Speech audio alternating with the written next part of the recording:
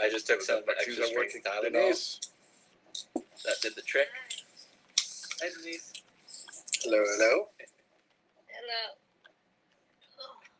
How are you? How are we?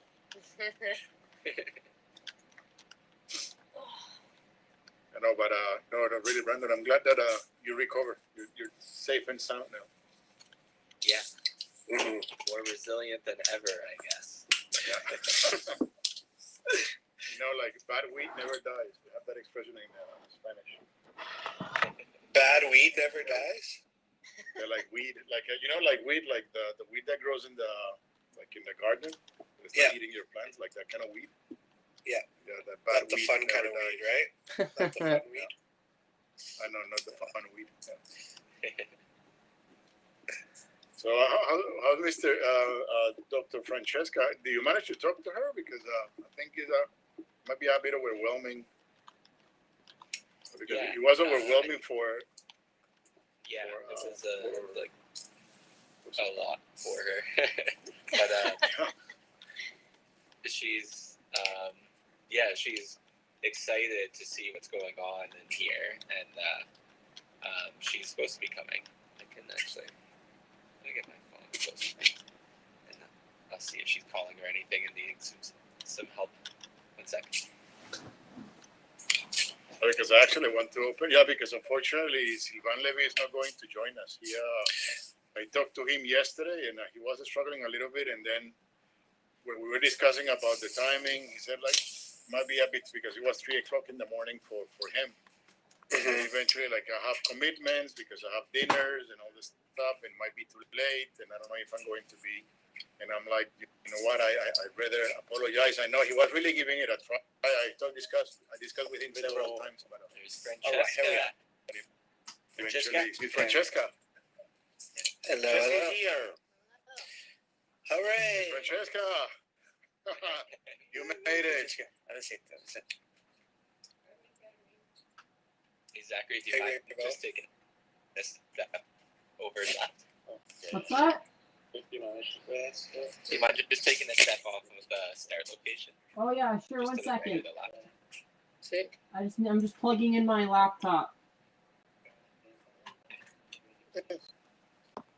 E tu dove sei?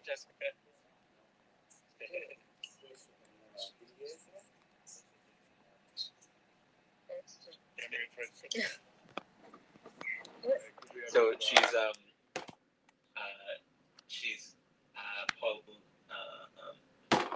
Poloto is he works at T and like 60 VR head teaches and he teaches people like new technologies. So she went over to his studio there and he's been giving her 101 skateboard. Oh, getting good at all. Hello. Hey. What about you? We need to always stay curious. So, You're showing that being absolutely curious all the time. Hi, Brandon. You made it. Yeah, I don't know if I could try. Hello, everyone. This is Paolo. Hi, everybody. Hello. Yeah, let's move. What time is it? I don't know. Okay, no, we still have about to get. Let's give it a couple of minutes. Avvicinare a chi sta parlando. And then we start. Who is Brendan? I have a question. In terms of logistics, for recordings and we live streaming or record. Zachary, Yes. do you have one of them going? Yes, I do. Perfect. Okay, Zachary is our live stream master today. Okay. See, here's Do we need to share it? All right. Yeah, sharing would be helpful. Alright, I'll hop on then. Allora, tu sei... So Zachary, are you? Great. All right. Are Sei you on bellissimo. LinkedIn, Thank you. Facebook, Twitch? Yes, I am. Yeah. Okay. All of those. Hello, Mike. Perfect. Yeah, great, because as I was saying earlier, No, sei Mr. bellissimo Ivan Levy is colore not going to verde. attend because he had like a Sono last due minute verdi, personal uno smeraldo event e to un attend that smeraldo. like a clash with Prossima volta voglio the essere event, but he asked me for the recording, and the last ma time non on il tuo the verde, previous un talk, altro the verde. quality of the recording wasn't really that good. Ecco. So I think I'm going to record it just to be on the safe side, my side. So but I think we have a good crowd. Should we start? Because I think I want to finish by the hour. Yeah. Do we all want to congregate in the divide by zero collection so we have some nice yard around us?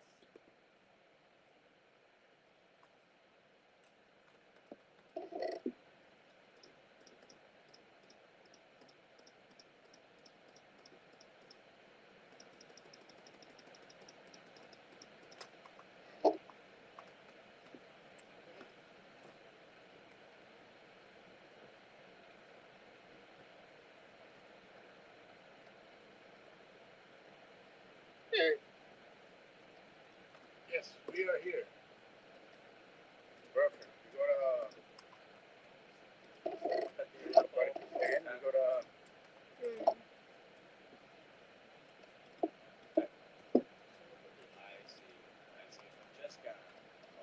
got Francesca. Yeah, so let's I don't know. I'm trying to think what could be the good background. I want to be cynical, or I want to be more on the friendly side. I think we can stay next to the. I don't want to be too gloomy, so we can stay next to the max here. This one, the other one.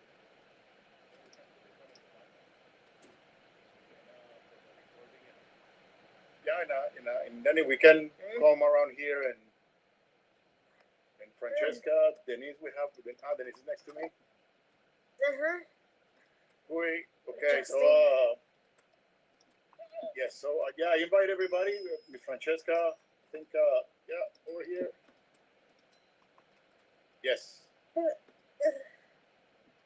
Perfect. So let's start. So I mean, first of all, thank you very much for attending this really quick this chat. This came. I mean, this is part of of my post internet series, which is I've been doing this series of this exhibition, especially in a series of talks, pretty much exploring the role of the internet today, how much the internet is, how much it has changed, and how much is affecting our day to days. And this particular talk is part of the program that is concluding the Argate Meta Biennale. And when I was discussing with Brenda, and I was discussing this with Sarah, who I mean, unfortunately she's not with us. It's a bit early for her. When we thought about like the topic, I thought about like the role of the collector that I think is different this time. I was organizing some papers and doing some paperwork at home, and I have that work, the one that is on the Twin Towers over there, that is actually an NFT, and I was organizing the addresses and that kind of stuff, and I was at OpenSeas, and then I saw. I was very curious to see like the how OpenSeas is being organized, you know, and the way that you see that is all about this trading, right? And it's like this NFT is about has appreciating value, depreciating in value, and I'm like, no, this doesn't feel right, at least to me, right? And then I thought about this one, and eventually when I started discussing with Brendan about this, and initially with Mr. Sylvain Levy and with Francesca and Denise, we thought I think it would be a very good idea to do a talk to bring people that are very seasoned and very experienced on collecting, that has seen collectors come and go and build up impressive art collections, and perhaps share their thoughts, because I do know that the audience of our gay VR is relatively young, and they are venturing into this new world, which is in the digital world, collecting into the digital world. So I thought it was a very good idea to perhaps do that exchange of ideas, to perhaps to listen to established collectors or people like with the Apple experience with established collectors to listen to the perspectives and also hear from the new collectors. As you know, my talks are actually very open. I like to keep a very open dialogue with the audience. So initially, I'm going to discuss it with Francesca and Denise first, and then for about 40 minutes, and then we open the questions to the audience. So let me introduce the panel. First of all, I want to say that Sylvain Levy, which is the director of the DSL collection, he apologizes. I talked to him last night. He had a conflicting personal event. I mean, it's Christmas time, so he was having dinners, and it was a bit late for him, and he realizes that it was to clash. So he sent his apologies, but he's someone that was very active on this conversation. I discussed with him last night, so I have some of his inputs. I also want to introduce Denise. So I want to introduce her for this panel. We put, I would say, like heavyweights in terms of art collection. So first of all, we have Denise Sui, who is the managing director of Kobo Social, which is an art publication in Asia. And the reason I decided to invite her, and also, I mean, one, because she's a close friend of mine, we have a very good connection, but also because she works at Global Social, is an affiliate of K11, the K11 Foundation. It's an affiliate company, if I can present it like that, right? And K11, as you might, as some people might know, is perhaps, it could be one of the world's leading art collections today. Globally, I think what the K11 is doing, primarily in Asia, but I think globally. I mean, they have a very global presence. But what they are doing is they're really transforming the landscape for art collecting and art appreciation and art exhibitions and even art research, at least in Asia. Hey, Sarah is here. So, hey, Sarah, we're just talking now. Sarah I think Sarah is the producer. So part of this discussion is thanks to Sarah. So Denise, so she has that background. She works with K11 pretty much on a daily basis. So she has that knowledge. And secondly, I want to introduce Dr. Francesca Valente, who is one heavyweight in the art world. Ms. Francesca comes with decades of experience of collecting at an international level, including the Venice Biennale, and she has interacted with many leading collections. And as I understand, you're very familiar, for example, the collection of Peggy Guggenheim in Venice and many other collections around the world. So if there's someone that really knows or have seen leading influential global collections build up, is certainly Ms. Francesca Valente. So first of all, I want to really give them thanks for joining the panel. And yeah, so the panel, we're going to have this discussion, and again, we're going to have an open dialogue. So there's no right or wrong answer. It's just different positions. So let me start. So let's start, and I want to start with Miss Francesca, right? This is new for you, right? You are first time you're putting the headset and trying this out, and now you can see that a crowd that there's they're responding. You're seeing works expressing a digital world over your multi-decade career. You have seen the role of art changing many times. So how do you see art collecting evolving, or based on your past experience, how do you see the role of the collector today? Could you just raise your hand? First of all, I would like to tell you a little bit that yes, it is my first time in Metaverse Artgate for this Biennale, but I had the first experience in virtual reality in Tallinn, where I just concluded a very interesting experience by organizing and curating two major installations of Arnaldo Pomodoro's The Angry Moor of Italy, 4 columns, 7 meters high, in the main square of the medieval Borgo, of this medieval town in Umbria, and also on loan until 2026, 5 scepters in aluminum, 7 meters high, which were at the Biennale. But besides these physical installations, I also organized an exhibition called The Labyrinth, which would envelop the whole world of Arnaldo Pomodoro. And it was in virtual reality. People were supposed to wear these headsets, and it was a totally immersive experience. And it was a breakthrough for Italy, because the audience is very curious but not accustomed to this kind of experience. But instead, going back to your original question, what is, you said collecting nowadays, no? Yes. Is that the question? Yes. How do you see the role? I mean, really, when you The compare role with of a your- collector. I think today a collector compared to- nowadays has to confront a new reality, because cannot ignore, the role of this high technology which is pervading our life. Therefore, the collector must explore and consider that our perceptions have dramatically changed, because the digital world has affected us. So I think that it's very interesting how these new technologies have also been used by the artists, because some have subverted them, like Namjoon Pai.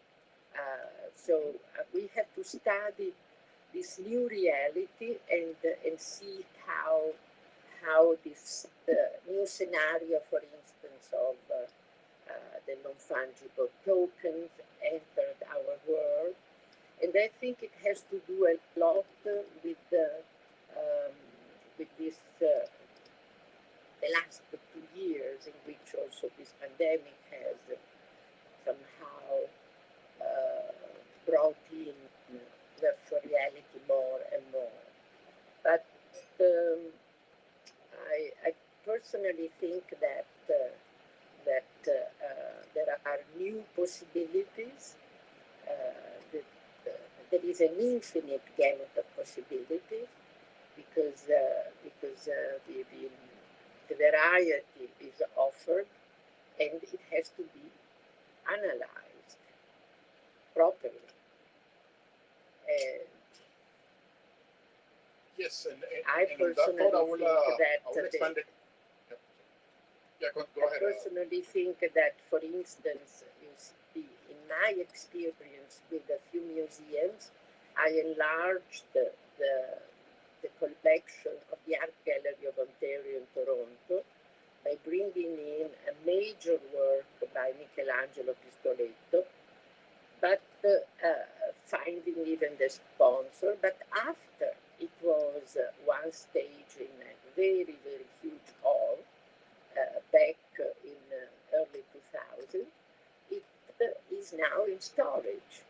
So I think that by thanks to this new technology, we could make it more accessible and see it again instead of once in a lifetime. That is a very good thought, which I want to elaborate later, because it's quite a personal on exhibition using digital means, which is relative to storage. But I want to continue. Same question to Denise. Denise, you have hands-on experience with collaborating with K11. K11 is known to be very edgy and very exploratory in terms of our collections. So, for what you have seen, not only discussing with working with K11, but also with leading collections, primarily in Asia. How do you see the role of the collector today?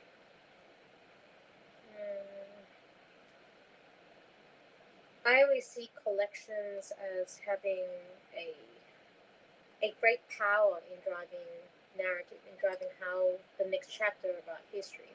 You've got artists who create art movements, you've got the critics who will love or loathe and create the arguments around it, but you've got the collectors whose collections will become the legacy.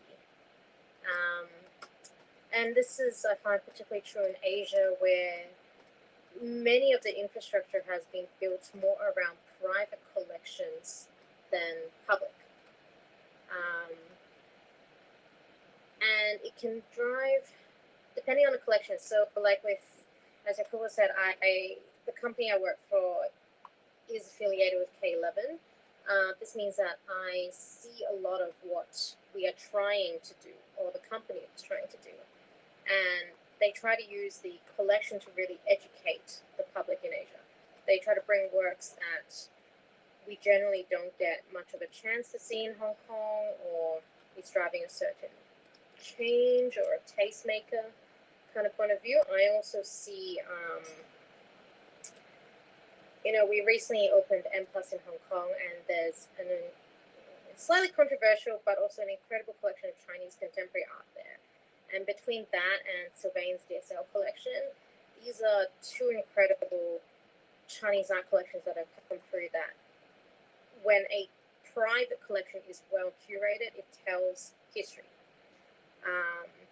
And the way I see collecting or collectors going nowadays, we have this generation of collectors coming up who are under 45 years old, who form young collectors, especially in Asia, and they are digitally driven. So I do see in maybe 10 years' time, 15, maybe even less, the speed that we're going, that what we saw with these contemporary Chinese art collections, what we're seeing with these international collections of art in Asia, we will see with these young collectors building a digital art collection. So I think that was a bit of roundabout, but basically what I'm trying to say is I think collections have an absolute power to drive narrative. Because I want to take that thought and perhaps bring it to a more personal level. I mean, the people that are attending this fair perhaps are new into collecting, and I have to say I went through a similar journey when I started buying works. The work collecting seemed way too big, right? Like it was pretty intimidating because collection has the collector, the word in itself has many connotations about being very affluent and grand and so on. And I think that's the way that is being projected. But through that exercise of appreciating art, I realized that it was a more personal experience. And perhaps I want to venture into that because I think it's for the benefit of the audience, particularly for the people that are just collecting, putting that, for example, on NFTs and so on. Well, on a personal level, I know, Francesca, I understand that you also have you have been collecting over many years, and as a personal level, what do you think is that the driver? It has a lot to do with all the shows that I have curated in over 30 years. I've always been convinced that contemporary art had to be featured, especially in an Italian cultural institute. And therefore, I started with Lucio Fontana, Capogrossi, and then, I actually um, ventured even into the futurists, but through major museums in Italy. But as far as my personal little collection, is that each time I introduced an artist in North America, I always bought a piece as a memento of. And so I think that, I believed in artists like Carla Cardi even before she exhibited at the Biennale, Michelangelo Pistoletto, in Paladino, in Pucchi, so the trans avant-garde, the arte povera. And each time I would also bring the right scholar to illustrate the importance of trans avant-garde or arte povera, where not only at the Italian Cultural Institute, at the Art Gallery of Ontario, which is a major museum in Toronto, and at a university, either York University or the University of Toronto, and just to give a better awareness, to educate the public. And this way I also educated myself, And so without realizing, actually, I find myself having a little collection, a small collection, which I call Fragments of My Life. Very personal, because in the end, after portraying the various trends, you definitely have your favorite artists as well. Like for me, Enzo Cucchi, because he's a highly spiritual and intense artist who collaborated a lot also with architects. So Enzo Cucchi collaborated with Mario Botta, who designed several museums, both in Italy, in Switzerland, and in the States, in San Francisco. So it's also interesting for me, uh, incredibly interesting, the relationship between painting and architecture, which goes back to Palladio and Veronese. So it's part of my upbringing. So all of this, however, has been conditioned by my role as director of Italian Cultural Institute. I wanted to give my audience a sort of overall panorama of the past, but also of the present. And if I was now again, if I were again directing an Italian Cultural Institute, definitely I would go into Metaverse and the new orientation of the best technologies that the market offers today. I found that very beautiful. Even the way that you named the collection, there are two things that I kind of like to take out of what you said is that it was a very personal exercise in your upbringing. I think that was quite interesting. Really, you want to nurse that drive to for collecting. And to you, Denise, again, you have been interacting with many collections with many collectors, even at a personal level. I know that you're close friends with many, many, many collectors. So, if you were to share some of your thoughts from conversations that you had with them to the audience, that perhaps to the young collector that has very limited budget and it sees the future, for example, on NFTs, what could be like that? Some of the thoughts that you can share out. One common thing I find with all collectors that I connect well with is that collecting starts from the heart and starts from their passion. I would always also advise along the way that aside from just collecting what you like, what you fall in love with, and what you can afford, of course, think about an overall direction, find a focus. Even within NFTs, there are different types of collectibles. There are different types of artworks being minted into NFTs, and I would always advise any collector to, you could say, curate or just find a focus and stick it out for a while. The best collections that I feel are out there are ones that have a voice, that when I meet the collector, see their collection, I know what they're collecting, I know what they're trying to say. Like a couple of yours is all very post-internet, very young artists, very on-the-edge artists. I know collectors who, in their passion to try to raise awareness of, say, Indonesian art, 10 years ago, 15 years ago, they started very much focusing on contemporary Indonesian art, hoping that in 60 years' time, their collection becomes a legacy of contemporary Indonesian art history, right? To help scholars write that, and that's the sort of focus that I think will serve a collector best in the long run. So while the sea of NFTs is so enormous, I think it's important that we have more conversations, that don't just collect behind the screen. Talk to different people and find out what's on offer, what's going on, and how could you define your collection within that sea. I think it's quite important, and I want to bring this question to Francesca, where you have seen so many collections for 30, 40 years. when I discuss with other collectors, I always sense that the very sound collector, the one that has the level of commitment for research, has a sense of sense, has a sensitivity. The person is very sensible to what is going on, right? The person is very aware of current affairs, to aesthetic developments, and so on.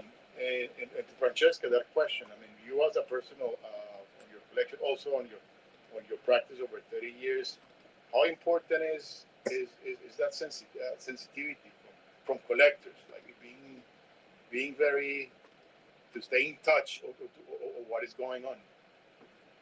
Yes, I mean, it also depends at which level, because if you speak about the collection of a museum like Peggy Guggenheim, you enter there and you have, really a sort of an X-ray of the American, no, contemporary at her time, during her time. So it depends. Or if you speak about the Prada collection, something like 18, 20 exhibitions so far, which have given really a sort of an X-ray of contemporary Italy. So it depends of which collection we are talking, or my dear friend, the one of Celle in Pistoia, who has the greatest collection in Italy, if not in Europe, of land art. Wouldn't that be marvelous to see this collection in Metaverse and have all of us enjoy these incredible works in nature that he has chosen,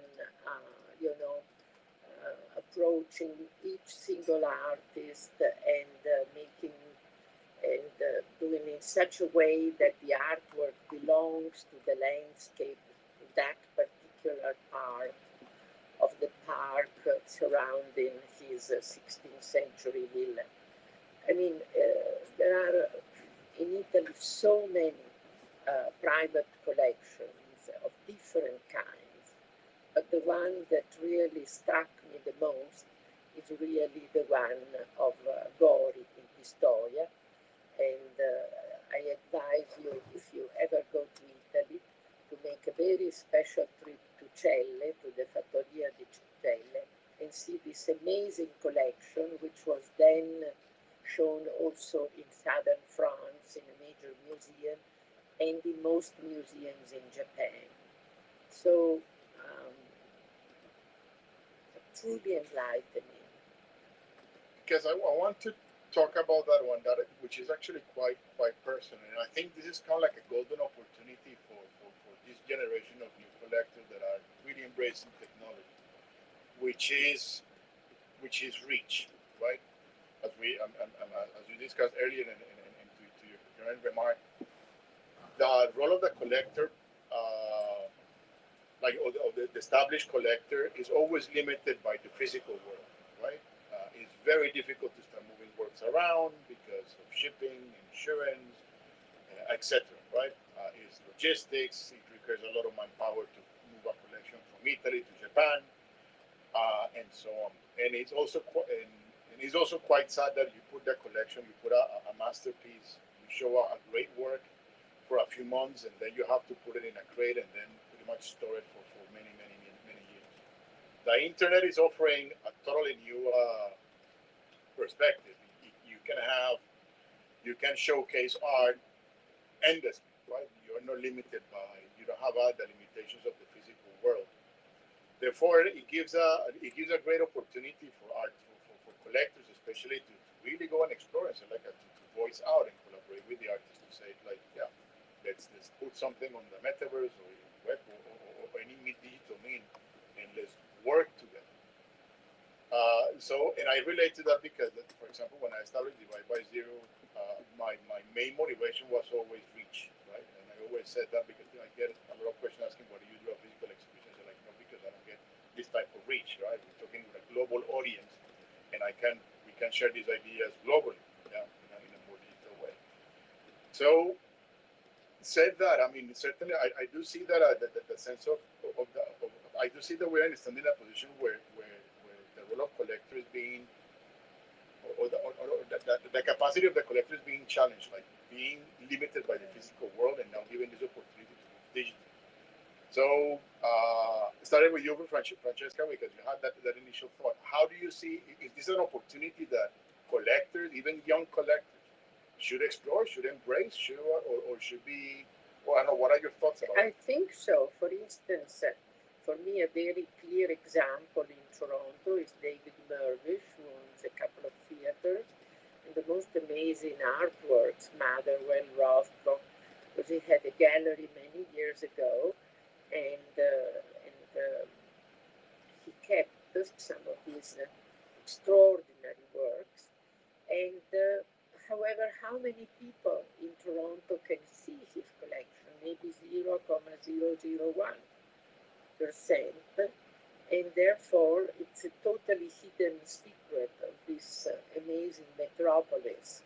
So I think that Metaverse, if we overcome the clumsiness of these early headsets, and we enter maybe a new dimension pretty soon with a sort of double possibility of, uh, of being totally immersed and yet see also the surrounding world at the same time. I think that, in my opinion, that should be the goal to make these incredible, well kept secrets, these fantastic collections that are totally inward looking and secret to become available to the public. I think that we have to educate the public to trust more this new technology because it could be of a great service to a wide audience. Denise, any thoughts? I'm very much a devil's advocate on this one. I am in favor of the kind of reach that technology can provide us in sharing art and sharing collections, but I'm also wary of relying on it too much. An example would be like Max painting behind us.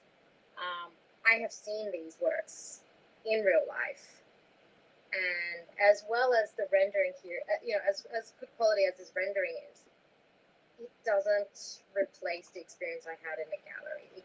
It hasn't been able to match the experience of standing in front of her canvas and actually seeing the absolute nuances in each of those colors. Because I don't know if you guys are familiar with the way that this is created, but each panel is actually created by a different person, painted by a different person. So in real life, there are nuances in the brushstrokes, in the handling of the paint, in the actual subject matter. And this was something that I really had to get up close in real life to be able to fully experience. I totally agree with Denise. I think it should be more educational rather than for the real fruition of an So I started, maybe Francesca will agree with this, I started thinking about what tech can give us in the same way that what reproductions in a book taught me as a child. I learned about all the paintings and the sculptures, marbles in Italy, and I'm dying to go see them in real life. It doesn't replace the desire for me. It doesn't fulfill the desire to see them in real life, but it teaches me about the existence of these works. It teaches me about the works before I get to see them. So when I get to see them, I get to fully appreciate them one day. I agree with you. This is actually a thought and a conversation that I had with some young collectors and young people that, for example, are venturing to NFTs. And I want to take this opportunity to actually open questions to the audience. One of the thoughts that I had, a discussion that I had with young collectors is that, especially when they're venturing into NFTs, is that they for some reason, they want to present the NFT world as the new thing that is going to replace the established. And I think, Denise, you make it very clear, right? Where we have that the NFT world or the digital world is here to complement the actual physical experience of seeing a work in real life. And I always I always see these young collectors that are really into NFTs. I always find them extremely like narrow in their thinking, and they have this wishful hope that this NFT world is to eventually overcome all other means of expression, and it's going to be the supreme. And I think that is, in my opinion, and I want to add this to the audience. I think that is a very limited approach because as I said, I'm a big advocate of technology, but I always realize that I'm a physical person and I need to eat and I need to experience and I need to see the sun and I need to walk and I need to talk to people. So I don't know. I would like to, for me, the digital expressing works in or presenting or collecting works digitally is fantastic from an expansionary point of view as a complementary and similar to books. It enhances the real experience. But I don't know. I would like to have a listen from the audience. Anybody has a thought about collecting now in the digital world? I suggest that Paolo Granata also says something because he's a professor of media and I think he could really contribute for the Perfect. youth to give his input in this fascinating topic. Hello, everyone. Thank you, Francesca. Just came to my mind the idea of give you an example. So we are employing using virtual reality to rethink the way we undertake humanistic research in the field of media history, and particularly in the field of book history. And so we built medieval scriptorium, we built the Gutenberg workshop, we built the Aldous Manutius publishing house, a medieval paper mill, Fabriano in Italy. So a perfect replica of these ancient worlds. So somehow it's a way to display, so to put books on display in their original context and in their original habitat, I would say. And that is one approach. And we were displaying books in the same fashion way we are now enjoying these beautiful works of art around us. But our main game changer in the way of conceiving this kind of immersive fruition of books, medieval manuscripts, and everything was the attempt to we call it the rabbit hole. Essentially, it's like shrinking down to a size of an unicorn and literally dive into the books, dive into this beautiful medieval manuscript. So the books actually became huge compared to the actual person in virtual reality, and so you literally can climb over, dive into the books, and so maybe a miniature, a medieval miniature, which is of the size of a stamp. You can see it is huge, and so essentially you really see things like never before. And I would like to see the same kind of experiential learning and feeling with artworks, where you can actually dive into the painting, come into it, and see that painting like never before, like you could never do in real life. So in real life, like Denis said, you can appreciate the pigments and colors and strokes and many other things. But in virtual reality, you can see the same painting From again inside. from inside, like really diving into it, like a very immersive, contextual environment. So I think from the perspective of interface, designing an interface, VR has a great potential to really provide a brand new and unique way of, again, diving, immersive experience. That's a very good thought.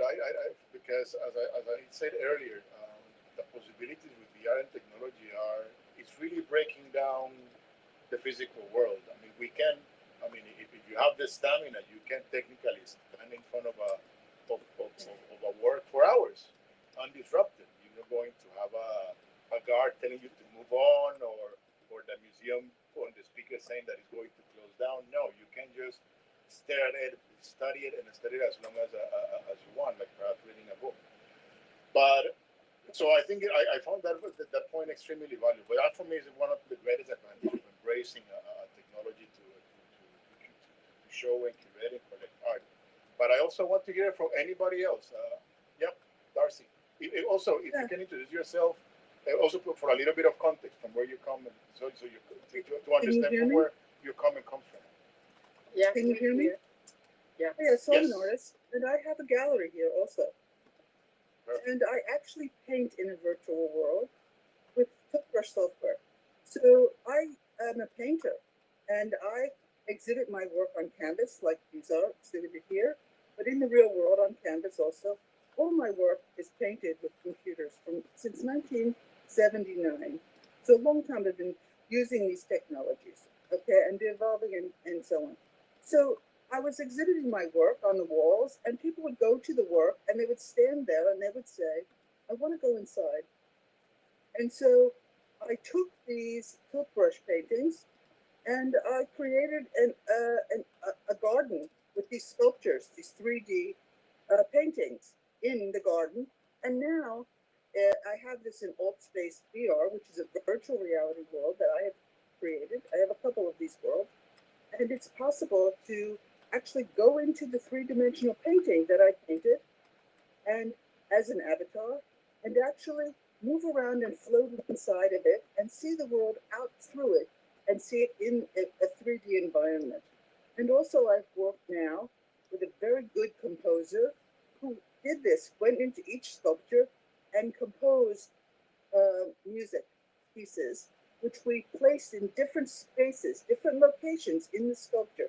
So as an avatar in this 3D world, you can go into this sculpture and you can float around in it and create your own audio to listen as you're floating up and down and around inside the sculpture.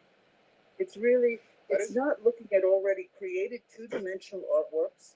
It's actually making three-dimensional paintings and actually being able to experience them in a virtual reality world. And this is, I think, a really different way of experiencing art. And this is what I'm told by curators and people from the art world who come to visit, you know. You're all invited to come visit if you wish. That is quite interesting because on discussion that I had with Sylvan, as you know, Sylvan, the DSL collection is really into yes, I know him. I've spoken with him many times. Yes, yes. And doing it I know him. Video games and so on, right? And the discussion that I had with him, he sees that the possibility to break, as it happened with photographers that is capturing the stills, this digital world, especially like 3D, is giving artists the possibility to move from a two-dimensional type of expression into a or multi-dimensional, because you can include sound. Yes, of course. And that opens doors to a new world in terms of art expression. And I create these the same way as I always created artwork, you know, with the same formalist approach and approach to color and the same sensibility from when I was, you know, in art school studying from the model and whatever. It's, you know, this training and this awareness you take with you as an artist, whatever tools you're choosing to work with, you know. And I think it's a fundamentally new way to make and experience art. I agree. I fully agree. But I want to ask someone that perhaps comes from a young collector point of view, a young collector perspective, someone that is collecting perhaps digitally. Do we have someone in the audience that would like to make a comment? I actually have a question for Francesca and Jacopo and Denise as well. And probably. Sorry, do you mind introducing yourself for context? Sorry, yeah, I'm Justin. I made Arcade, the CTO of Arcade. Justin. So, yeah. So yeah, the question I have is, what sort of, like, based on your experience in the art world over these many years, what do you see as, like, important lessons for us to take from the past and bring them into the future with these new technologies?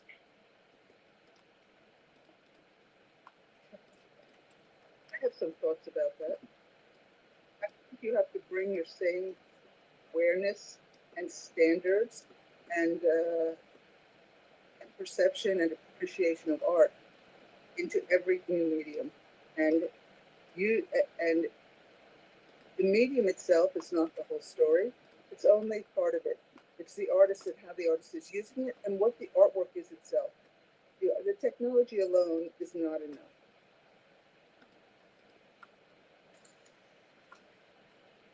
Yeah, I agree. Anything? I think collectors do play a key role on collaborating with the artist to promote it and to convey the message, the narrative of the work and the narrative of the artist. I think collectors have that key role to go alongside to be alongside the artist and help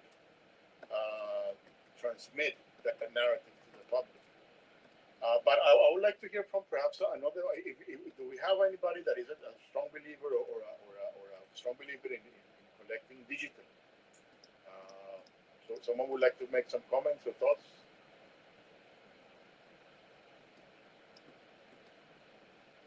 Okay, so I mean, I have like tons of questions. Brendan, you want? Yeah, I had a question for you that I think might shed a little bit of light on just how collecting is changing over the last little while from your first hand perspective. Because when we first met, you were telling stories about how you go to galleries and museums and art fairs, and you collect with the gallery owners and the artists sometimes, and it was the story of what one would think an art collector would go about doing in order to be acquiring new artworks and bringing them into the collection. But how did that change for you when you started coming into the metaverse, coming into virtual reality? Because the relationships are very different, right? Like you're talking to an avatar, and you're maybe collecting an artwork that's physically in the United States, and now you have to trust that it's going to get shipped over to Hong Kong. I was just wondering if maybe you could reflect a bit on what it's like to collect in the traditional way and what it's like to collect in this new metaverse way. Yes, and this is something quite relatable to a discussion that I was having with Denise yesterday. We were discussing about like how COVID has changed the way that we interact at a personal level. So when I started collecting, I mean, I always had an appreciation for art, right? So I always kind of like buy the things that I liked. And again, I'm not necessarily like an affluent person, but and I always came with extremely limited budget. But I always collected things that I liked because they had that dialogue right with the work. It always told me something. It was of hope or beauty or aesthetics, but I always found the works that I collected, even if they were like inexpensive, they were always very uplifting. And through that exercise, I started, of course, talking to the galleries and so on. But you have that sincerity within you that when you go to a gallery to see a work and you connect to the artist and so on, you always appreciate it you appreciate for what it is. You appreciate the work for what it is, the work. You don't appreciate it because it's worth X amount of money, which is something that I see a lot on the NFT world. You appreciate it because the composition talks to you, right? And eventually, as you collect that emotion, that feel is like growing in you. And recently, I was at a talk with Mr. Uli Zig, who donated the big collection at the Empress. He had and I asked him what made him start collecting Chinese art when he arrived in China in '79. How did I ask him? It's like very visionary what you did. Like, what made you realize that this was to become a very big art collection? And he told me, like, look, I mean, I come from a family of collectors, collecting all my life, and when I went to China, I saw that something was changing in China. Like, that certainly there was an open door policy, and artists were expressing differently. And I saw that was different, and I decided to go with it and start collecting works not because they were popular or anything. It's because I saw some transformative change happen, and that was quite insightful. Because for me, through my journey, I collect works that I'm well known to associate collections to like the historical environment, what's going on right now, like post-internet and my previous show about millennials and so on. And I do collect, and I think that comes with that sensitivity. You have to have, I collect words that relate to me to the times that we're living on. And I find that collection far, the words that I collected far more relevant, at least to me, because I see like time passing by through these works. And it's the moving into the digital world. This is a great conversation that I had with Denise yesterday. We were discussing about how COVID has changed the way that we socialize. And there's a sense of trust. For example, Brendan and Candice here, we have never, or Sam Hyde, which I co-produced the work, the one with the Twin Towers, I co-produced the work with her. It's people that I have never met in my life, never met them physically, right? But through the conversation that we had, the talks and the thoughts and their opinions, the change of ideas, you make that connection that you still can trust people even if you don't see that person physically, because there's something much. What makes us human is not our physical presence or it's not the aesthetics, is that the inner thoughts, that inner persona. And when you connect with that inner persona, you can establish very very strong connections. And I do see that happening strongly in during COVID times. The capacity of people to work very productively through Zoom calls, because there's a cohesion in work environments. You have built very strong teams that work fully remotely. So there's a sense that I think COVID is really exploring that the way that we connect as human beings. That is more than just physical. There's a sense of there's an implicit interconnectivity that we have, and it's not initially through ideas. So for me, translating the physical collection and now exhibiting it in the digital world, and I think, that thought, I gave it the same opinion. The reason I decided to exhibit digitally rather than physically is because I wanted to reach out to an even wider audience. When we did the first show, the one about the 30 years within four walls, and I did my first talk, over 1,000 people attended that. These are numbers that are, a gallery like even the Goshen or Hauser will envy. Having 1,000 people to attend an opening show, and I realized that there was a possibility that they gave me an opportunity for me to explore that I can exhibit as a very humble collective with very limited budget, but with certain level of passion, collecting works and then translating that message to a wider audience digitally, which is extremely cost effective. But my driver is not the cost, for my driver is the reaching out. And now reflecting on the discussion that we had yesterday with Denise, I sense that when you combine the possibilities to reach out globally with the capacity for humans to connect at a very deep level through ideas, I think that opens the door to a massive universe of brand new opportunities. Like you are opening a door to a brand new universe.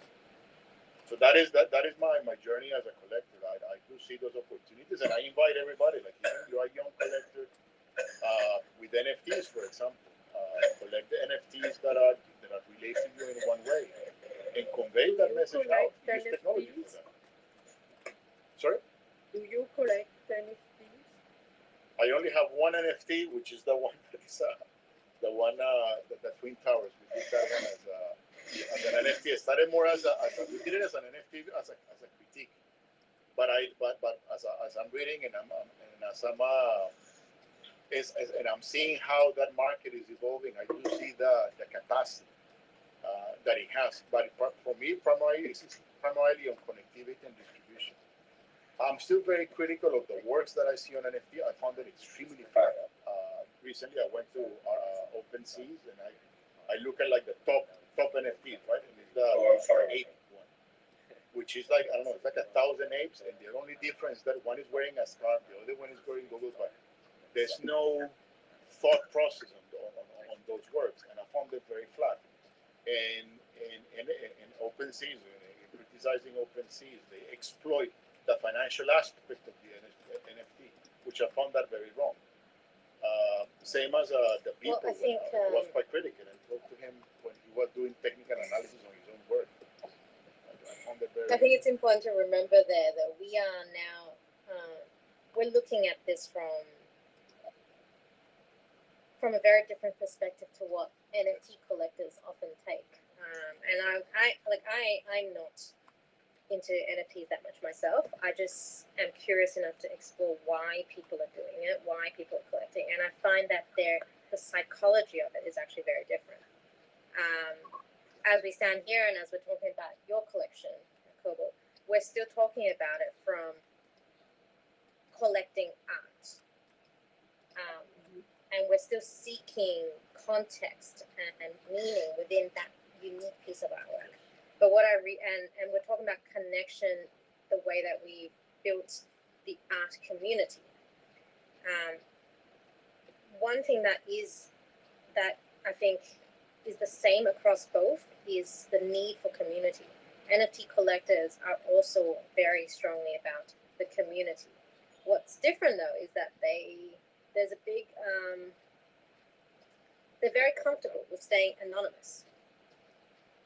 I know we've got ones where they're all over the headlines, but I've read quite a few interviews now where actually they prefer to stay anonymous. They don't mind necessarily not knowing the community that they're in touch with in real life. They're very comfortable with just a virtual interaction.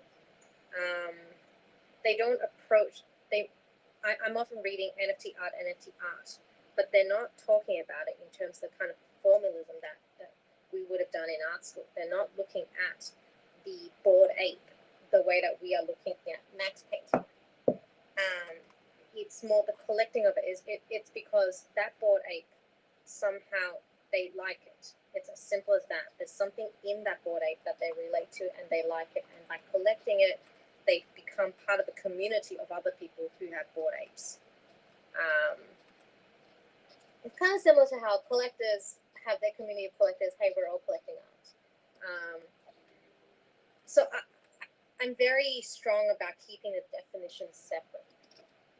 I'm very strong about your NFT is different to the Bored Ape. Minting Sam's work into an NFT makes it an NFT, makes it an artwork that has been minted. But it is by no means to be considered the same as the Bored Ape. For me, that's not actually, the Bored Ape is not art, it's a collectible. And it doesn't mean that it's of less value, and that's not money value, but say appreciation value. I think it still stands strongly on its own. There are still, of course, people who love it. I just think we need to be careful with the word NFT art going forward, and also understand that the psychology of these collectors are different to the psychology of more conventional or traditionally art collectors that we're talking about, who visit galleries, who visit museums. If I can share an interesting first-person perspective that I have, just contrasting this conversation around collecting, and it's a lot of the conversation is about the artwork and the discourse and the dialogue and art history, and the dialogue is so drastically different from. I've gone into a lot of these chat groups, NFT collecting chat groups, thinking that it'd be interesting to sort of bridge the whole NFT community with what we have going on in the metaverse. But I find the conversation so different. Like I go into a room and we get talking, and I don't even know, like the name. So there's the name of the artist or the collection that's being spoken about, and that's it. And then it's about the floor, it's about the trading volume, it's about the rarity, it's about like flipping, it's about it seems like the side of the art world that so many people stayed away, the whole flipping game, in the traditional art world. Like a lot of people, if you get known as somebody that's buying and flipping artwork, then people typically stay away. Yeah. And then you go into these rooms, and that's the whole dialogue. absolutely everything. It's just about like that. It's more. It's more like going into a crypto trading chat room or like some sort of stock trading chat room where people are speculating and looking at the like prices and trying to find opportunities. That's I started That's sort thinking of- about it like those trading card games that we had as kids. You know, the age of trading cards and you're trading it with your friends. It started to become a bit like that for me. And if you talk to more of the tech guys who work in that field, and many of them do buy NFTs themselves, yet their mentality is quite different towards it. it's almost like the art is like a second, an afterthought almost. Mm. Yes. Yeah. And we're coming close to the hour, and I final remarks. I think Jai, you have a question, perhaps at the last. Yeah, I'm Jai. I have art in the LAJ gallery. So I really love Artscape, but I also love that idea, like Denise was talking about the physical world. What's the best way if you had a collector in here to reach out to them physically? I guess I always think of things like I come from a music background, and I used to go on tour with bands. Are artists going out on tour with their work and just going city to city?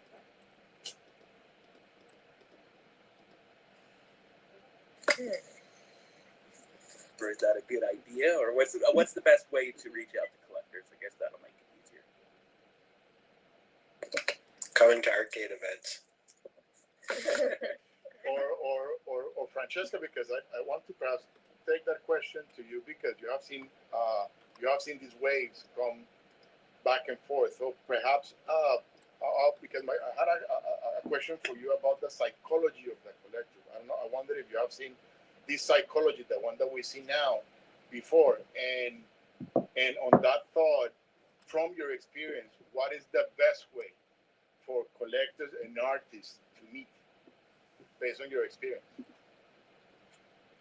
Artists should be the antenna of their own times. They should always sort of, they are the thermometer of our times. The collectors, I think, in this very moment, if they collect paintings and sculptures and etchings and lithographs and the traditional artworks are oriented to collect according to certain measures.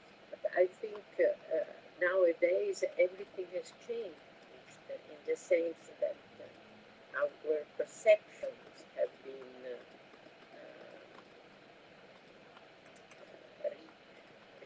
reset thanks to this new technology. So I think this is a moment of reflection, of exploration, of becoming more and more aware. So I think the collector now is more curious, more open.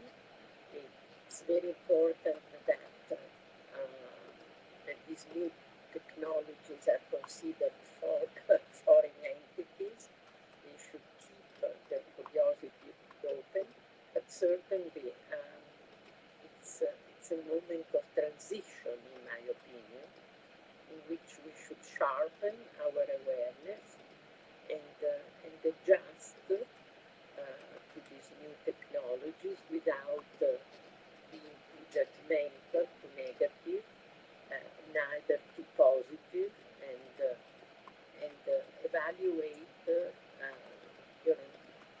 So for me, this is a moment of transition and reflection because everything is so quick. The changes are so huge and so sudden that I think this should be a stage of evaluation and the new awareness. But maybe also Paolo Granata can say something about it. Oh, thank you, Francesca. No, just to maybe again pointing out how our sensitivity, as Jacobo, you said at the beginning, right? The new sensitivity, the new ways of exploring, exercising our perception. And I think VR has a great potential from the perspective of an artist to find ways for puzzling, for stimulating our new sensitivity, new sensoriality, the way we actually experience art at large. There is a great potential, and as Francesca said, the artists are the antenna of our society. So we really rely on them to go beyond. The meta means meta means beyond, right? Going beyond, overcoming the actual boundaries of our perceptions. So I'm confident that artists are able to really overcome and go beyond and reveal the great potential of this new technology. Thank you, and perhaps with that, because we reach an hour, and I really want to say thanks to first wrap up the conversation, and really I wish you guys welcome me on saying thanks to the panelists. We had a big heavyweight panelist, Miss Francesca. Thank you very much. I personally appreciate your time here. I think you gave us very insightful thoughts, and I really hope for the audience that the audience got something out of this discussion. And saying, Denise, I always love your very edgy on your thoughts. Again, you come also with a strong background, so really thank you very much. And again, Paolo, thanks for your contributions. We hope and Brendan, Justin and Brendan, RKBR, and everybody else who made Darcy, who made a contribution. Really, thank you very much. I found it quite insightful. Certainly, very reflective. I think I'm going to be thinking about this stuff for the rest of the afternoon. And again, I really want to say thanks to all of you. Thanks to the people that are on the different streams.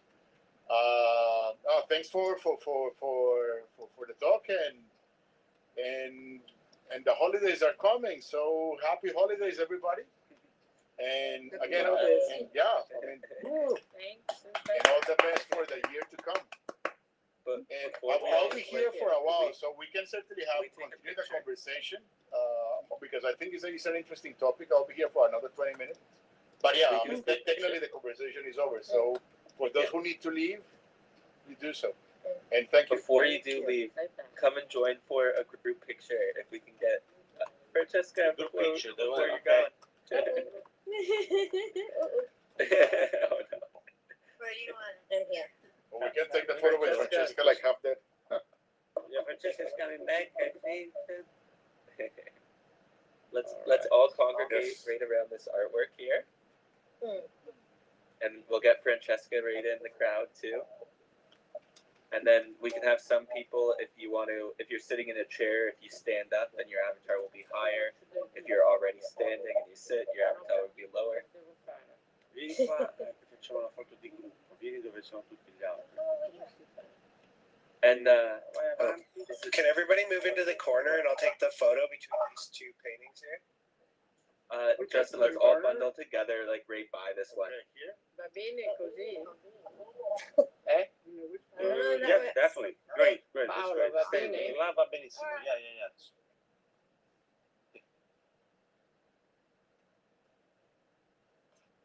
Yeah, so everybody Yeah, come I'm in smiling. nice and So tight. Yeah, Jai, come on over. Come in close.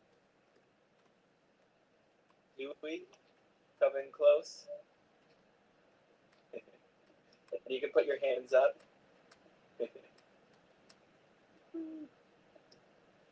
in there. Got some good ones, Justin. got it. Ci sei, Paolo? Wait, Justin, I think, you got some good Justin, ones? we got it. All right.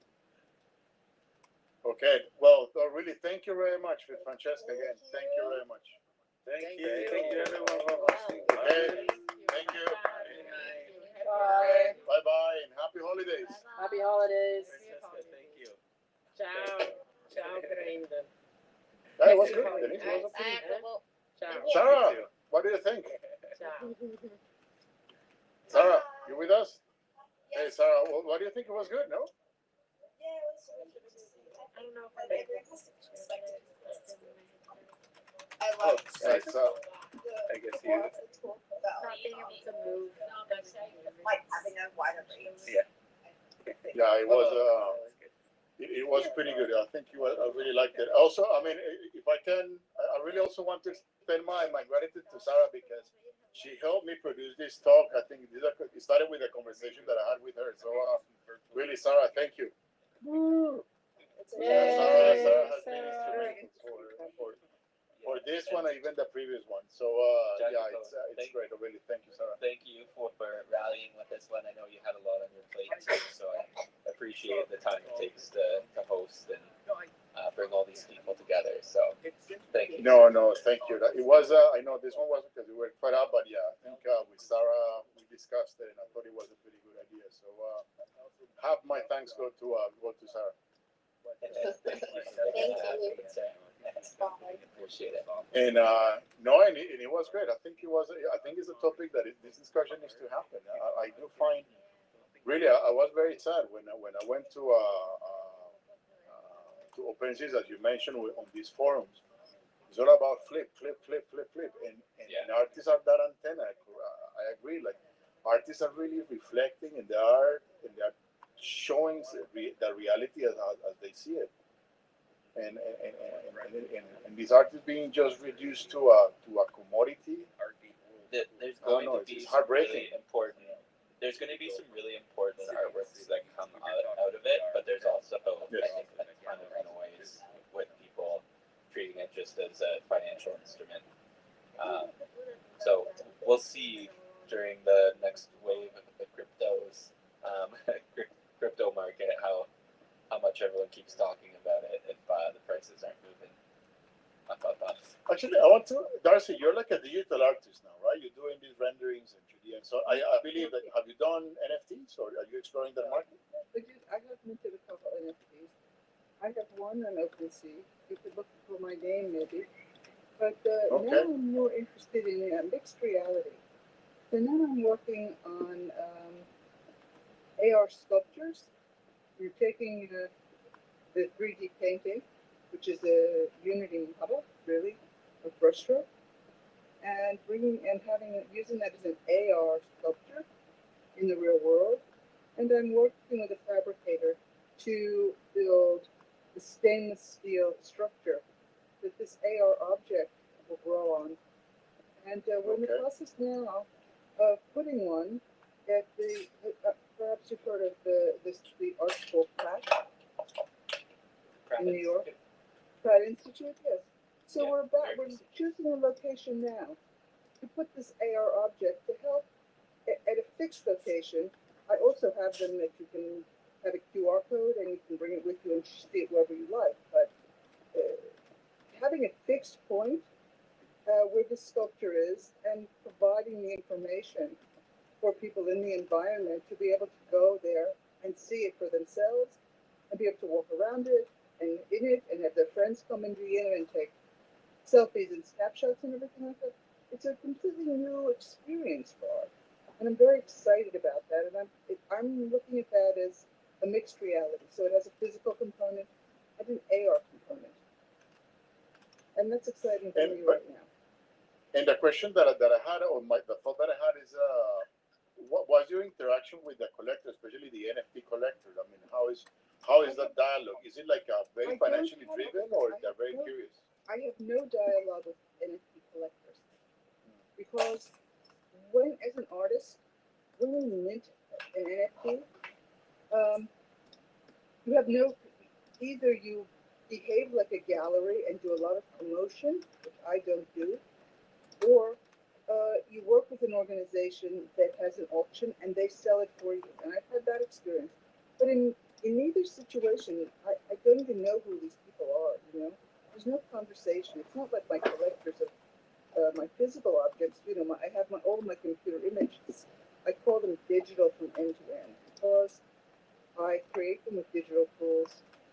I print them on canvas myself, very large scale, with very large pictures, but they're printed digitally. And when collectors buy those works, I have a real relationship like I do with I used to with my acrylic painting and things like that. It's so for me, I don't have a relation. I don't see the relationship with the NFT collectors. And is it important to have that I'm not going to relationship? pursue that so much because Okay. I don't give value to what I see as NFT art. I don't see aesthetic anything aesthetic about it. Most of that work, it's just garbage. It doesn't interest me. There's nothing there that I find has anything to do with art really. So my work as an NFT, I think, also has the same sensibility that all of my work has. It's just not quite the same as most of what I see with NFT. And how important, I mean, on your physical practice, having a dialogue with the collectors. I believe on the physical I love practice, that. you do talk to collectors very often. I love that. It's the best because the most that I get out of my work is listening to a curator or a collector tell me what they get from it. That's my reward for making the artwork. You know, I like to live with my work, and that's one reward. But the reward of having someone tell me what they see, what they like about my work, what they're getting out of it. I love that. That makes me feel the best. The best. It has nothing to That's do an with money. interesting Really. thought. I think It we has missed nothing to that do with money. perspective during the talk. Yeah. We missed that If someone perspective during gets the talk, something, but I think it's super important. and I really care that I put something positive into the world. So, and I know that whatever is going on in an artist, that's what comes out in their work. Whatever style, it doesn't matter. Abstract, figurative, that doesn't matter.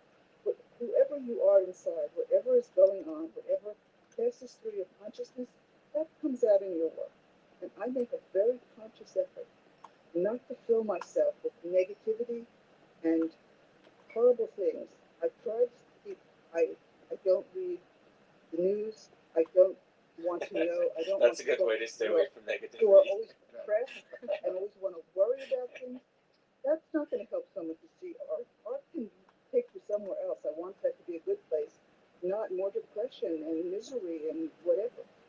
That I can't. That's not what I'm interested in.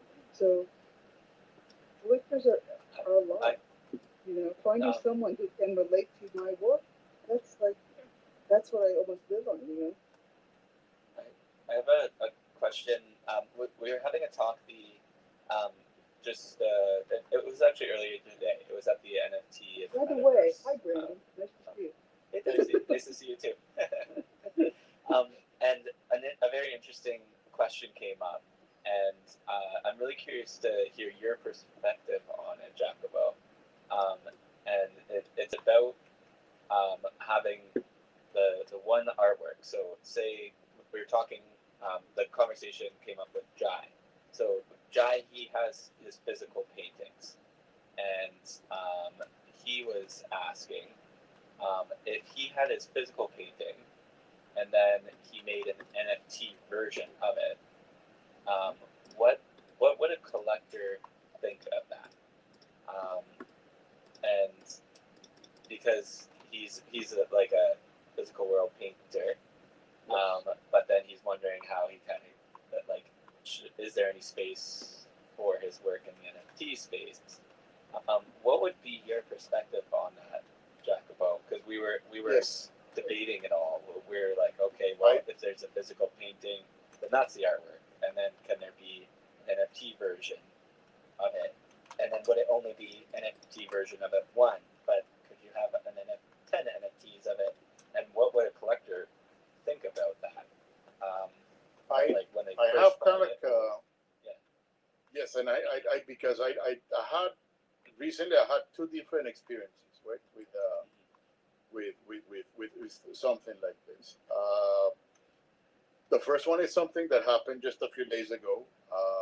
A friend of mine who is the artist, I own a particular work, but she wants to do an event for charity, right? So they wanted to make print copies of a work that I own, right?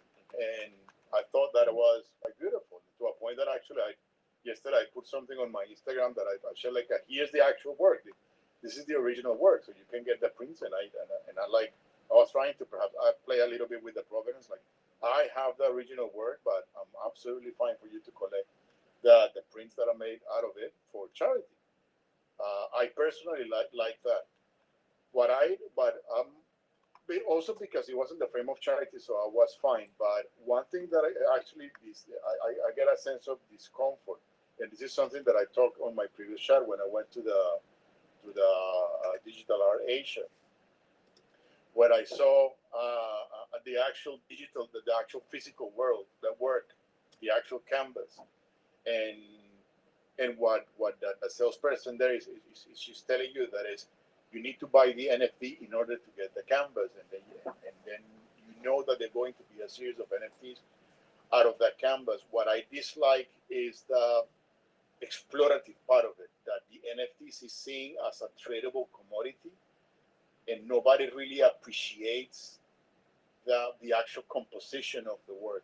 And that is actually one of the criticisms. I think if a series of prints is done out of our original work, but those prints are going to be for people that appreciate the work, like on lithographs. Lithographs happen very often, right? You have the original work, and you have a series of, I don't know, like 100 works out of that original, but it's being collected as for people that actually appreciate the composition, and they just want to buy it because it's more affordable.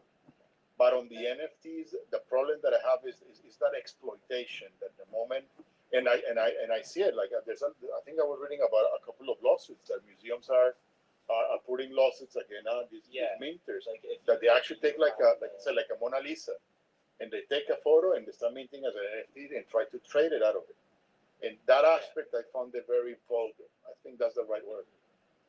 so like because earlier on in my practice, I had a lot of paintings. So NFTs didn't exist when I was making those paintings. If I were to have sold one of the paintings, but I still have the photographic documentation of it, Yeah. paintings with a collector, if I were to mint a photograph of that artwork, and then so here's the NFT version of it, that collector already has the physical painting. Um, what do you think about that? Like on the one side, it could That be like that a goes into certificate copyrights. of authenticity. I agree. Yeah, Yes. I don't have it the right gets to do that. That comes into a gray area of copyrights Yeah. into the art world, because it's always very gray who retains the copyright of the work. Is it the buyer, or is it the artist? Uh, I think you have to be with the intention. If the artist who sold that original, but then takes the digital rendering and start producing NFTs to then exploit yeah. and maintain, and I think from a collector point of view, for example, if I were collecting, let's say, this Mac's work, right? And if Mac decides to start taking this photo and start creating a series of 1,000 just and try to make some money out of it, I won't be so happy. Yeah. Yeah. I know that she has the right to do it. Like, what if they did one one NFT, and that's like the digital certificate of authenticity, and they approached you and said, "Hey, I just want to let you know I made an NFT version of this. Since you own Yes. the piece, I wanted to let you know first, but now there's one physical painting, so now there's one NFT version of it in existence too." I think if it's one, it should be okay, You don't have because the it's right like a little graph. original contract to do that when you sell it. The person today, at least in the United States, who owns that painting, owns the rights to that painting. You can't then make copies of it as the artist and sell it without written permission. Don't have that right anymore. It's not like a commercial artwork where you're only selling the right to one use of it. When someone buys a fine art painting, traditionally, certainly in the U.S., they own it. They can do what they wish with it, but you can't then take that image, even if you're the artist, and sell it to someone else, and, in that way. I don't think so. I think you'd be in trouble legally for that. Yeah, there's a Yeah. gray area because, for example, the issue with the NBA, but it was very explicit that the NBA was never giving rights away. The The NFTs. during the NFT panel discussion we were on, there was a lawyer that was specifically talking around these topics, and so it was pretty interesting their perspective on it too. I think it would be a really cool one to, it's like one to continue to explore. It's a big rabbit hole though. Well, So the commercial art world has always sold rights to an image for specific reasons, and the artist retained the copyright. But there's documentation of fine arts in that. yeah. Well, did we lose Jacobo? It looks like we did. Yeah, so it does seem to be a very controversial idea, with minting after something was sold, or minting minting before. Really offend anybody who's just a collector who owns a piece, as you said, he would not be happy with it. Apologies, I crashed. I'm back. Yeah, Oh, and you came back yellow. yeah. It was interesting.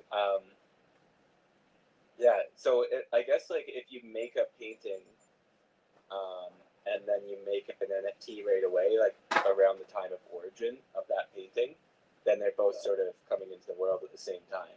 But It doesn't matter. Going- When you sell the painting, you Yeah. have to make it clear from the get-go, before someone buys it, what they're getting. Are they getting the rights to it? Are you selling them the painting? I mean, I'm thinking of selling, and because I can print my artworks in various sizes. If someone buys an artwork from me, I'm going to have a clear contract which says you are buying this piece, this size and this material only. I have the right to make it in other sizes if I choose. yeah, I had contracts with sculptures that limited the editions of them, like and like that was part of that contract for it. It's like here's As a long as sculpture. everyone knows in the This is- beginning what they're yeah. doing, everyone will be fine. But if someone buys something from you after the fact, you do something that changes the value proposition, that's kind of not okay. I think Yeah. that's not. But I have two stories about it. The first one was recently, so there is this NFT auction of a cut of the movie In the Mood for Love, Wong Kar Wai film. So there was like an edited scene, and they were to do an NFT. And I had a friend who was to do an interview to one of the directors of Sotheby's. So she called me and said like I want to prepare for the interview, and I said like you need to ask the question about copyrights, because and I said like look what happened with the NBA and so on. You need to, for your interview, you need to make it clear for the audience what that is interested in buying that NFT, what they're actually getting, what they're actually buying. Mhm. And she said like yeah, okay, fine, I'm going to ask the question. So she actually the video's in YouTube. So she asked the question, and to my disappointment, so they really was very vague. I mean, for me, it was because she called me afterwards. They're like, look, it was very clear that this is a very gray area, and for me, Yeah. what they said, it was very clear that the copyright is not with the buyer, but they didn't want to say it, yeah, because they will put people off.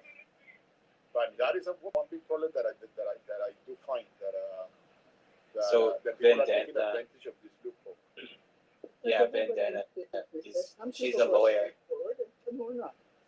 Yeah, Vandana's a lawyer. That's specifically in like she has a platform called Artcryption, and she was on that panel earlier today, and she's dealing with 1 million lawsuits all around the reproduction rights and the ownership and copyright.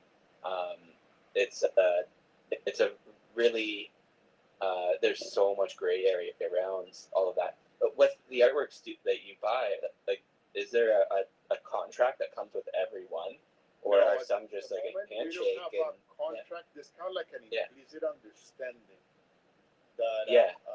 that if there's a reproduction, it needs to be kind of like a mutually agreed. because it's the In same thing. advance. For You can't example, tell even someone on my afterwards. exhibitions, You can't tell because for someone example, afterwards.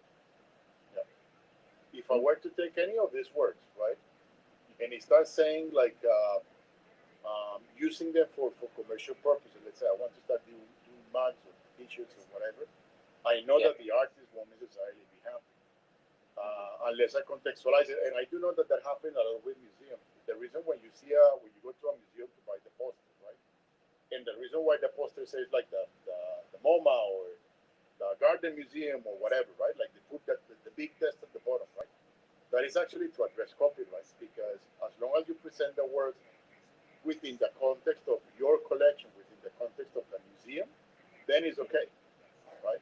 But if you present the artwork just like that, then you will be in trouble. It's a very gray area in terms of copyright. But for me, Yeah. it's a sense of decency. Yeah. Yeah, because an artist won't mind if you, or for example, I won't mind if an artist make one or two copies out of this, if it's for charity, or two copies for NFT for people that are going to appreciate it, like a lithograph. But it's going to make 100 copies to clearly exploit them. I won't necessarily be happy. Yeah. Also, So like knowing it the advance like and agreeing in advance. Yeah. I mean, that's one thing. You have to know. You can't have someone surprise you with that later. That's not a thing. yeah, and then so like the one NFT that goes along with the painting. So say I make a painting tomorrow, and then I photograph it and I mint that NFT. There's the physical painting. There's the NFT version, and then that's kind of around origin. Like it's originated with its NFT and its physical painting. And if a collector's coming into the picture, then they know here's a painting. There's also an NFT version if you're interested in that. Take your pick, but it's all kind of laid on the table Yes. up front. Whereas Right.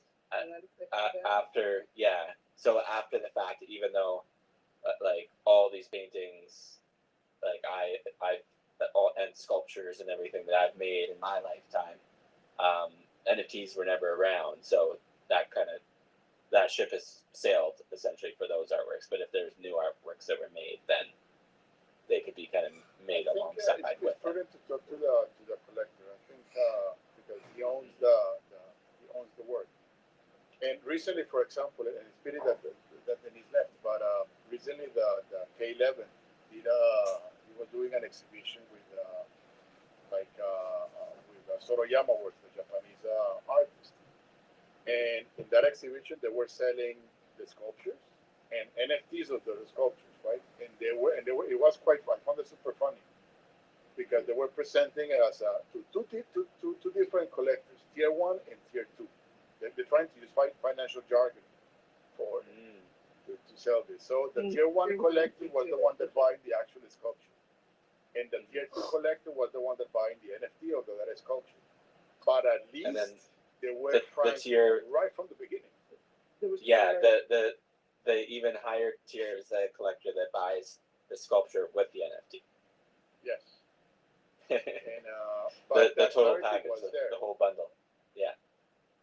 But I Interesting. would say that, for example, if I suddenly discover, it happened recently.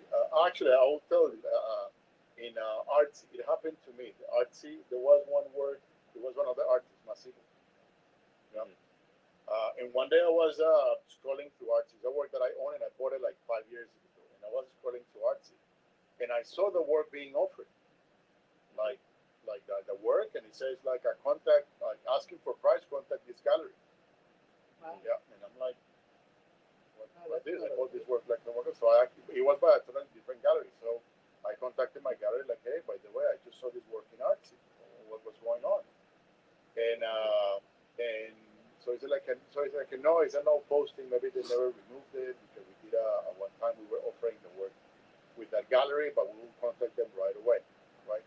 And they did. They eventually removed it. I personally, okay, I want to give them the benefit that it was a little bit of negligence, but it could be that they were just the playing that okay, that artwork is there for like self promotion. So for me, there's a sense of transparency. As long as you're very clear and transparent, and you're not playing like behind under the table. Yeah.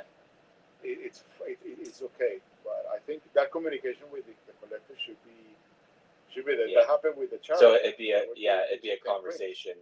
Yeah, you say, like, either it's done up front and it's clear up front, or if you are thinking of doing something, that artist would actually like be on the phone with you and say, hey, I was thinking of doing this. I just want to run it by you before, and you'd have a And even conversation if, about. for example, if you don't know the end collectors, you at least talk to the gallery that sold that work to make sure that it's fine. Because the last thing that you want is having a lawsuit, a big lawsuit popping up in your head out of nowhere. Mm-hmm. Yeah. And I guess your friend, the lawyer, maybe I don't know if she actually mentioned that, but this mounting lawsuits are because she's dealing with a lot right now. Because of lack of transparency. Yeah. And unethical behavior. Yeah. It's happening to a lot of the artists that have sold artworks, and then people are now doing reproductions and T-shirts and socks and mugs and all this stuff, and the artist is saying, "Hey, what's going on?" And they talk to her. Artists in the U.S. are not that well protected. I think maybe better protections in some of the European countries. In the U.S., in Asia is very great. It's not crystal clear, but the cases, he always try to favor the artist. Even when I buy the work, I only have a co-shared ownership of the copyright. I still need to consult the artist, or if I put it or sell it, it needs to be framed within my own context. Yeah. And you can't just destroy it either. I mean, there's been lots of cases where people have owned major public artworks and have wanted to destroy them, and then you can't just do that either. No, it's the artist has some rights. All right. I'm gonna head out though. But it was really nice to see you, Darcy. Good seeing you, Jai. Thank you, Jacobo. Thank you very much. It was a very good talk. I mean, really, I think it was pretty good. It's very interesting. It's nice to meet you. I don't really know who you are. Exactly. Equally, Darcy. Yeah, I think we can. I'm quite active on Instagram, so we can connect through Instagram. That would be the best way. And is your Instagram? My handle is it's at Divide by Zero Collection, all together, one word. So this is your gallery. This is my gallery, but it's a non-commercial gallery. I'm only exhibiting works. It's affordable, but as I said earlier, like I want to reach out. Yeah. So I have. But the works that are here are not for sale. Are only for exhibition. I have my own gallery here also, in my name. I may be one of the only artists who does that here. I don't know. Mostly. Sure, I can go and check it out. Unfortunately, I cannot do it now because I mean it's